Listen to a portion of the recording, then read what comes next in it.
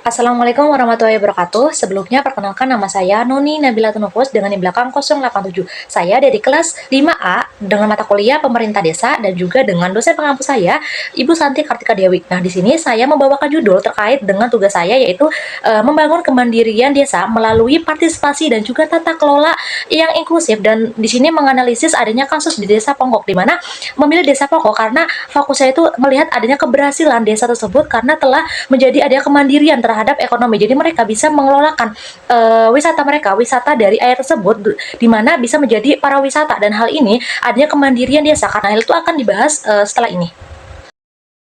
Masuk kepada pendahuluan, di mana di sini menjelaskan bahwasanya pembangunan desa itu menjadi salah satu pilar penting dalam mewujudkan kesejahteraan nasional, di mana dijelaskan juga dalam Undang-Undang Nomor 6 Tahun 2014 yang mengenai tentang desa, di mana pemerintah desa itu kan memberikan adanya pusat ataupun keseluruhan otonomi yang lebih besar desa kepada desa untuk bisa mengatur urusan rumah tangga mereka, mengelolanya dengan potensi perekonomian lokal sendiri. Nah, salah satu implikasi yang menarik adalah dengan kasus yang saya ambil yaitu di Desa Ponggok, di mana di Kecamatan Polan Harjo, Kabupaten Klaten, Jawa Tengah.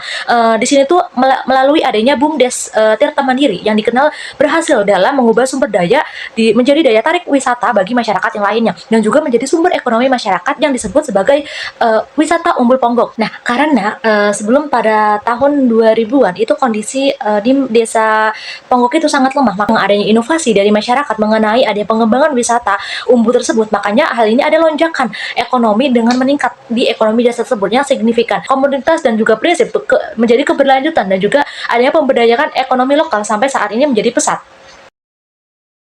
Nah, selanjutnya bisa dilihat di gambar tersebut bahwasannya di situ wujud nyata dari adanya sumber mata air umbu di Desa Ponggok. Nah, hal ini tuh yang diselenggarakan oleh masyarakat yang setempat. Bahkan menurut laporan master plan pada tahun 2005 itu di mana Umbul Ponggok itu dikembangkan dengan konsep pariwisata berbasis sumber daya lokal dan juga dikelola langsung oleh masyarakat melalui adanya kelembagaan desa. Jadi masyarakat di sini tuh secara langsung mengelola adanya sumber mata air umbu tersebut untuk bisa menghasilkan perekonomian bagi Desa Ponggok tersebut. Nah, tetapi dengan ini justru adanya muncul beberapa permasalahan. Permasalahan dalam umbu di Desa Ponggok tersebut, di mana kondisi tersebut tuh adanya beberapa permasalahan tersebut mencerminkan ataupun memperlihatkan bahwasanya adanya keberhasilan pembangunan ekonomi tidak selalu berbanding lurus ataupun kayak terus-menerus mendapatkan keuntungan, tetapi pasti adanya kegagalan ataupun permasalahan tata kelolanya tidak memperhatikan adanya prinsip demokrasi, partisipatif dan juga keadilan sosial. Mungkin hal ini juga akan wisata tersebut akan bisa berhenti ataupun tidak sejalan semestinya. Makanya dengan hal ini saya ingin mengetahui ataupun menganalisis dengan tujuannya ingin melihat bagaimana sih keberhasilan bahkan tantangan tata kelola BUMDes tersebut dalam BUMDes Tirta Mandiri di Desa Ponggok dengan menggunakan perspektif dari teori beberapa teori ya.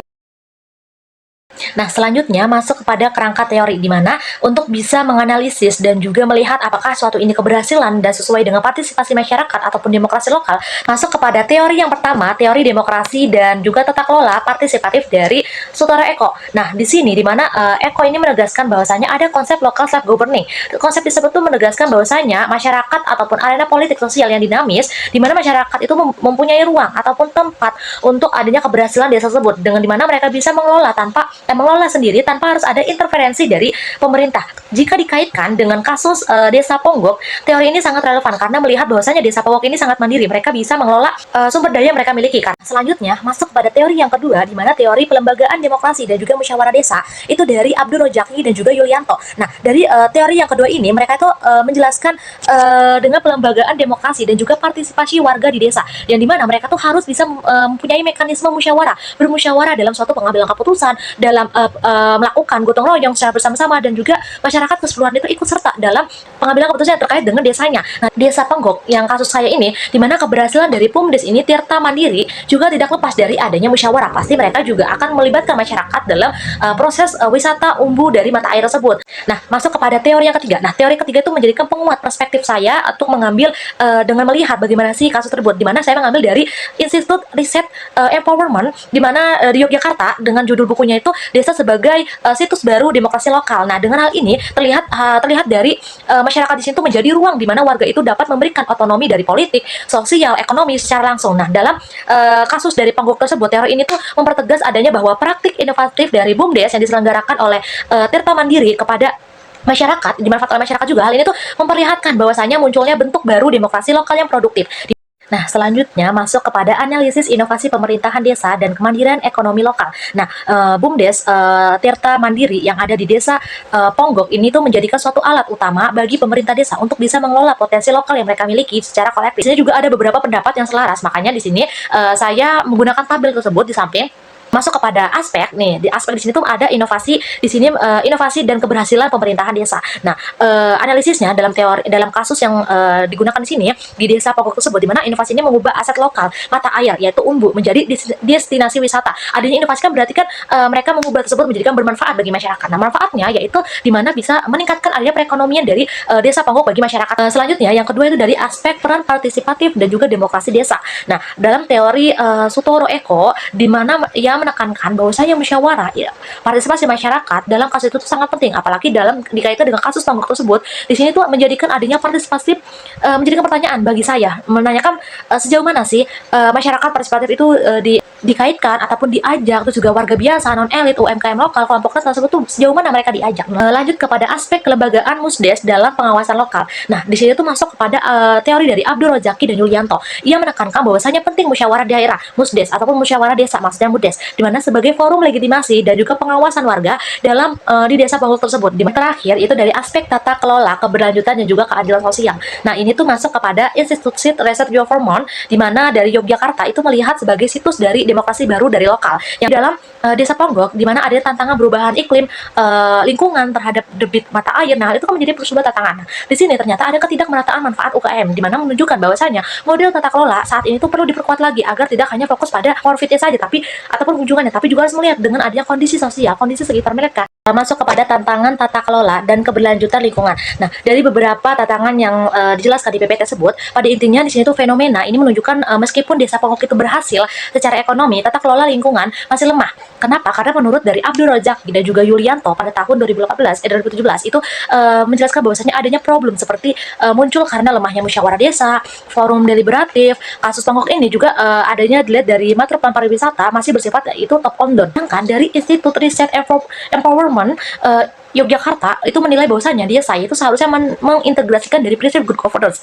dari akuntabilitas, transparansi, dan lain sebagainya. Nah, ketika tata kelola lingkungan itu belum memperlihatkan keterlibatan warga secara substansial, maka demokrasi desa itu kehilangan maknanya, yang artinya bahwasanya keberhasilan desa Ponggok itu masih berada dalam fase pemerintahan lokal, belum pada fase demokrasi partisipatif dalam pengelolaan sumber daya alam.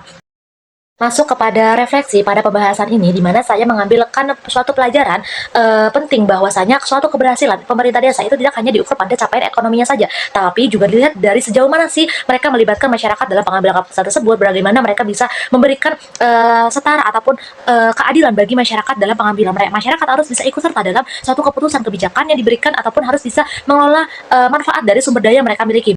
Pada selanjutnya rekomendasi di situ merekomendasikan bahwasanya adanya revitalisasi musyawarah desa ataupun musdes. Jadi adanya forum untuk musyawarah yang secara terbuka dan seluruh warganya itu agar bisa ikut serta bagi dirinya saja. Nah, dan juga yang kedua itu meningkatkan adanya transparansi akuntabilitas bagi BUMDes sendiri, di mana dalam publikasi suatu laporan keuangan itu program kerja harus bisa transparan, harus bisa terbuka kepada masyarakat. Yang ketiga, pemberdayaan warga lokal dalam ekonomi pariwisata, di mana libatkan warga sekitar secara aktif dengan ekonomi wisata, misalnya dengan kuliner, homestay, jasa pemadu dan lain sebagainya. Itu ada penguatan kapasitas aparatur desa masyarakat, bukan hanya dari masyarakat yang harus ikut serta, tapi aparaturnya juga harus bisa dikuat, harus bisa dilatih. Pelatihan dari SDM pemerintahan itu. Yang kelima itu ada integrasi nilai ekologis dalam pembangunan, di mana setiap ekspansi wisata itu harus bisa mempertimbangkan daya dukungnya, mata air yang umbul itu dan juga dampaknya itu tuh harus bisa mereka ukur. Terakhir itu ada konsolidasi model hybrid governance, di mana pemerintah desa dan juga masyarakat perlu saling menjaga keseimbangan antara efisiensi dan juga keadilan sosial sesuai.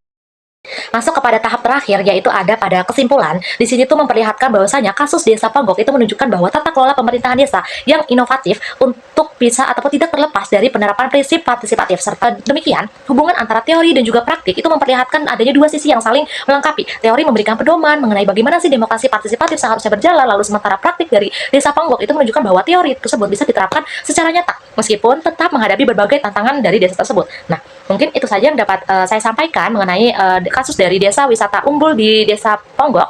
Nah, jika ada salah kata, saya pamit undur diri. Wassalamualaikum warahmatullahi wabarakatuh.